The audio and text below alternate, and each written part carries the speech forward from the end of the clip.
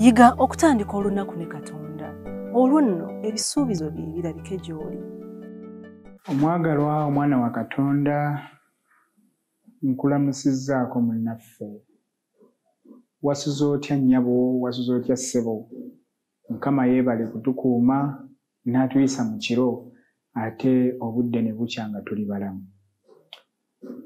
Nzikiriza ng'okoze bulungi okubeera ku nsulo ey'enkya wano ku 3ABN TV okuva ku ssaawa 11:30 ez'okumakya okutuuka ku ssaawa 12 zennyini. Tuba tuyiga okuyita mu kasimuka ate n'okutegeera Katonda by'atwagaza mu mbeera eno nga tukyali mu lugendo luno olw'ensi mwe tutambulira ng'Abakristaayo. Njagala okwebaza Mukama kubanga atuleseewo era nga bulijjo weekend tutambudde ffenna n'omulangira Isaac Walugembe, omuweereza w'enjiri ya Kristo mu masomero ga Kefrema ate era omuweereza mu buvunaanyizibwa obulala Mukama bw'ampadde. Njagala twewombeeke tugulewo ekitundu kino eky'olwaleero n'okusaba. Mukama waffe weebazibwe kubanga era otuwadde obulamu. Weebale kutuyisa mu kiro. Watwagala era otwagala era osuubiza okutwagala okutuusa ensi eno ng'eweddewo. Kitaffe, kyetuvudde naffe tuzuukuka okutendereza erinnya lyo era tusaba oyogere gye tuli okuyita mu kasimuka k'olunaku olwaleero, erinnya lyo liweebwe ekitiibwa, naffe tulabe omukisa oguva gy'oli okuyita mu Yesu Kristo Mukama waffe. Amiina. Obubaka bwennyini gwe mutwe gw'ekyokuyiga ky'akasimuka ka leero. Obubaka bwennyini. The exact message.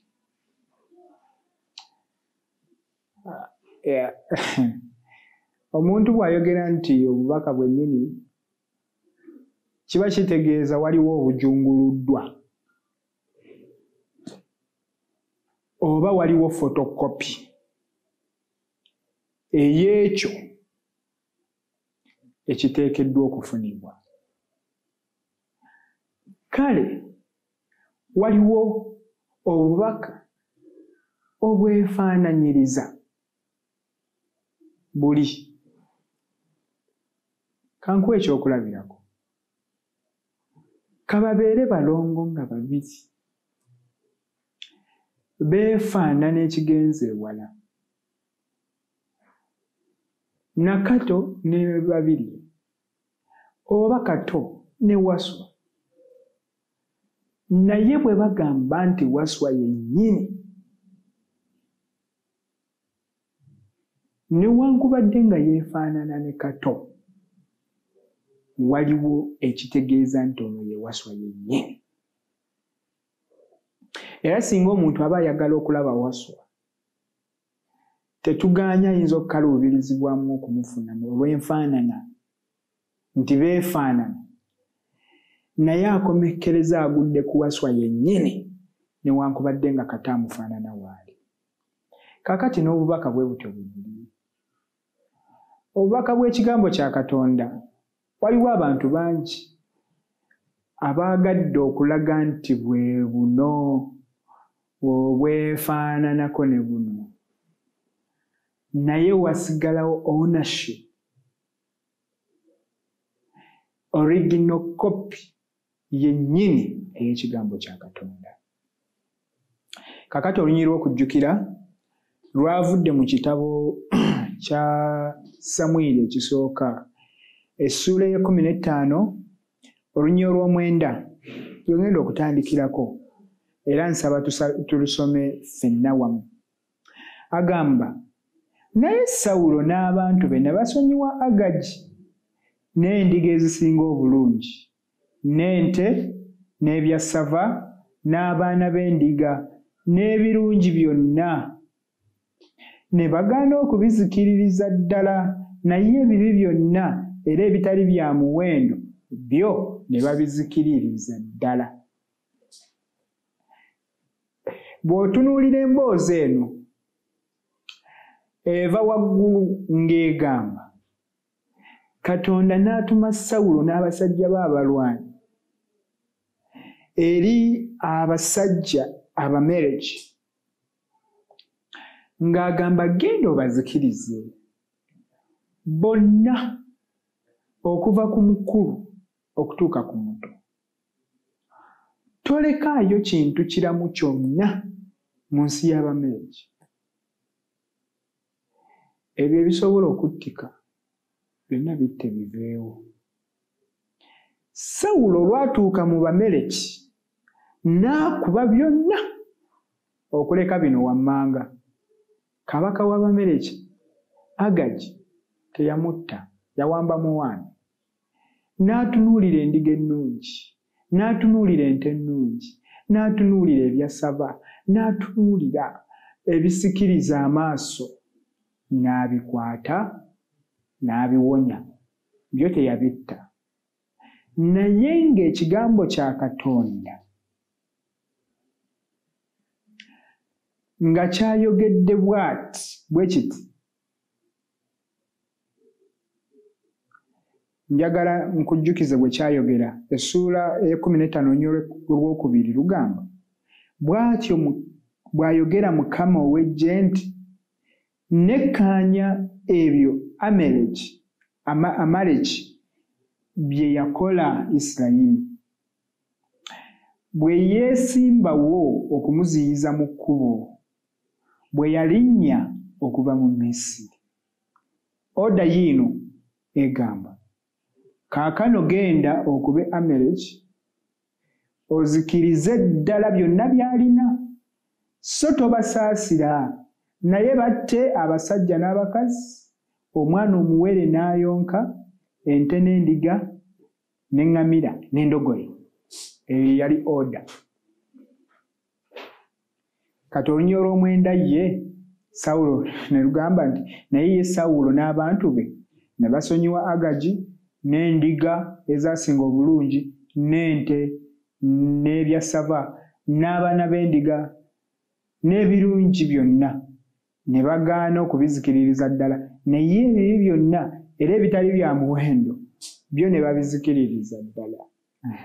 Ebibi byonna ebitali bya muwendo ne babizikiririza ddala. Omutwe gwagambye obubaka bwennyini. Ekinyonyola kigamba kyali kiragiro ekitiisa kabaka omuggya owa Isirayiri yali alagiddwa nti kaakano genda okube Amaleki, ozikiririze ddala byonna by'alina, so tosaasira. Awo tusomyewo olunya olwokubiri n'olwokusatu. Ebyafaayo bya Isirayiri bizze byeraga nti Abamaleki ne Isirayiri baali tebakwatagana. Bw'osoma mu kitabo kya Kuva essuula y'e17 olunya lw'14, lwali lutalo lw'Abamaleki nga balwana ne Isirayiri. Nabbi Musa alyoke atendewalirwe kubanga kyali kimwetaagisa kuwanika mikono olutalo baluwangule. Lwali lutalo nga Alooni ne Kuuli nga bawaniridde emikono gya Musa bwe giti mu bbanga, olutalo Isirayiri eryoke luwangule. Bazze batulaga embiranye ezaaliwo Mukama ng'alwana n'Amaleki emirundi mingi. Era mu kitabo kye kimu okuva ssuula 17 olw'14 okutuuka ku lw'16, Katonda yeewera ng'asuubiza okubalwanyisa n'okubakuba emirembe n'emirembe.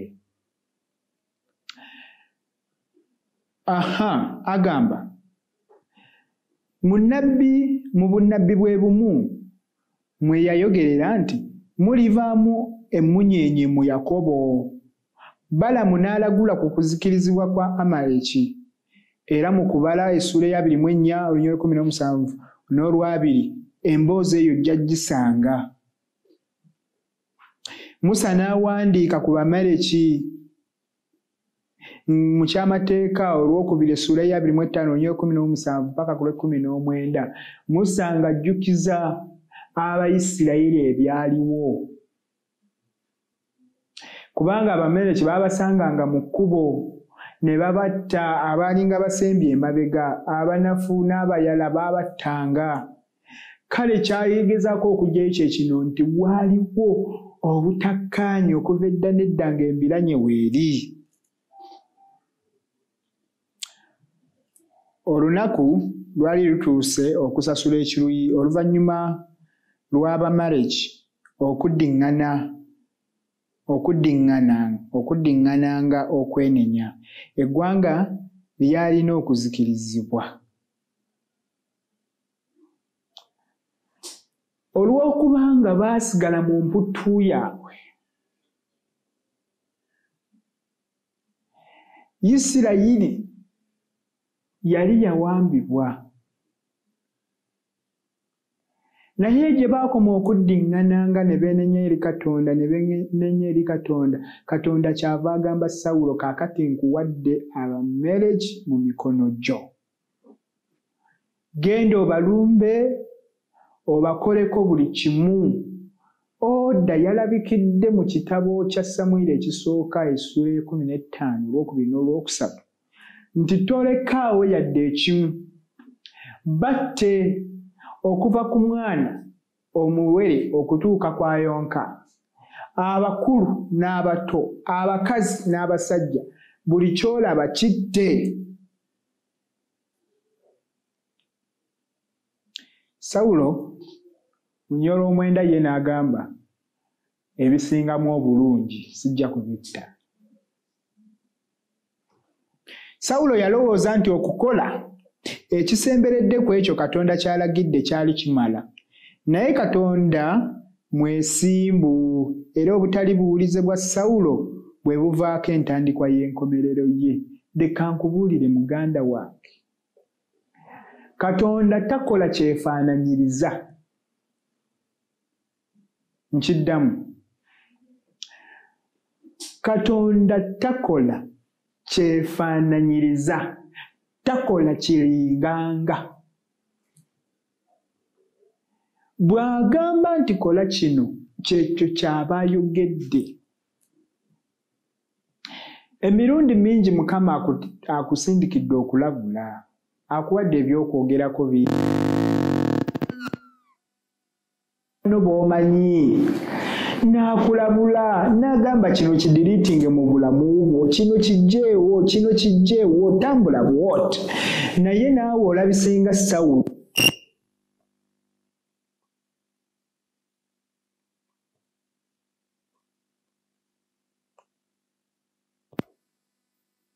Nti bye binaakuyamba. Sawulo endogoyi eza sava, endiga naki teyabitta, naye nga oda yali yagambya nti genda otte buli kimu. Olina by'osigazza mu bulamu bwo, olina by'osigazza mu mutima gwo, bwe by'olowooza nti bye birungi. Mukama agambye biggyeewo byonna.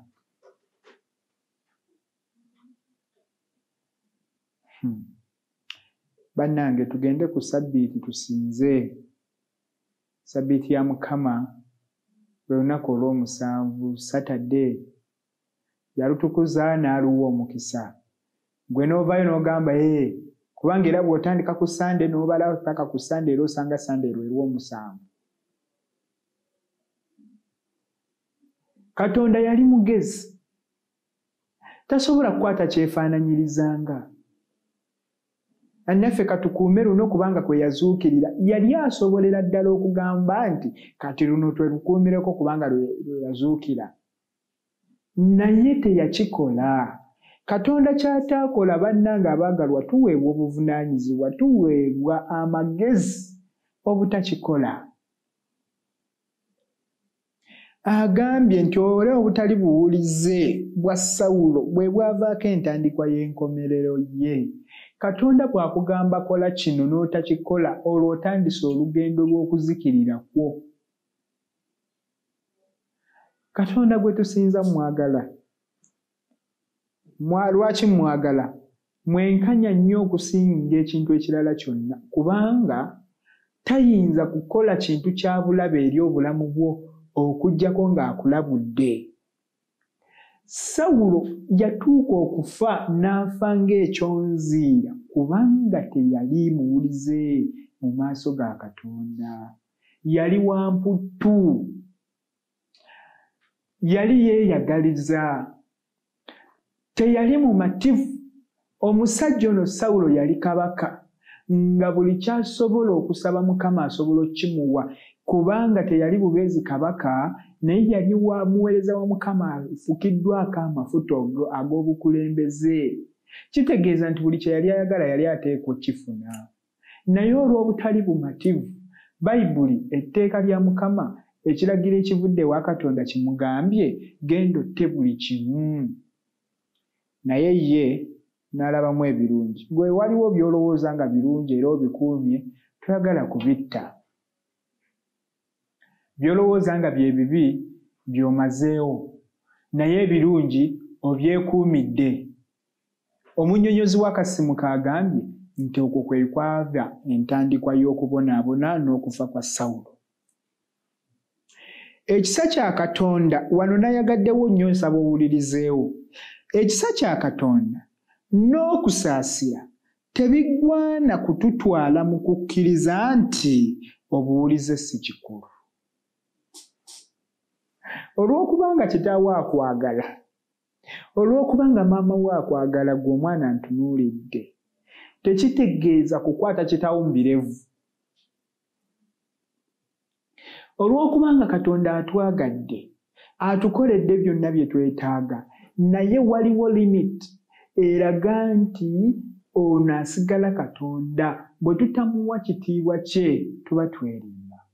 Oyinza okuba ng'oli mukozi muganzi mu kampuni gy'okolera, oli mukozi muganzi mu bitongole eby'enjawulo, naye waliwo level ne bagamba nti y'ensonga lwaki waliwo gwe bayita MD, managing director wa company, waliwo director, waliwo CEO. Newankubadde oli muganzi, newankubadde asobola okuyita mukamawo ne mulya n'ekyeggulo mwembi ne mutambulako mwembi, tekitegeeza nti wenkanye naye. Oli asigala ye mukamawo. Kale olw'okubanga Katonda atusembezza, okwagala kw'alina gye tuli n'okusasira tekutuleetera kulowooza nti obuwulize bwaffe tulina kubuggyawo. Kikulu okutegeera nti Katonda bw'atulagira okukola kino, aba tatugamba kukola kiri. Mukwano gwaffe kituufu, atwagala kituufu, naye bw'agamba nti kola kino, aba takugamba kukola kiri. Kyategeeza kye kiriwa. Olw'okubanga atwagala amanyi ebitusaanira, amanyi ebiyinza okukuuma enkolagana yaffe naye, amanyi ebiyinza okutuleetera essanyu. Kale bw'akireeta nti kola kino, gwe toleeta kikyo.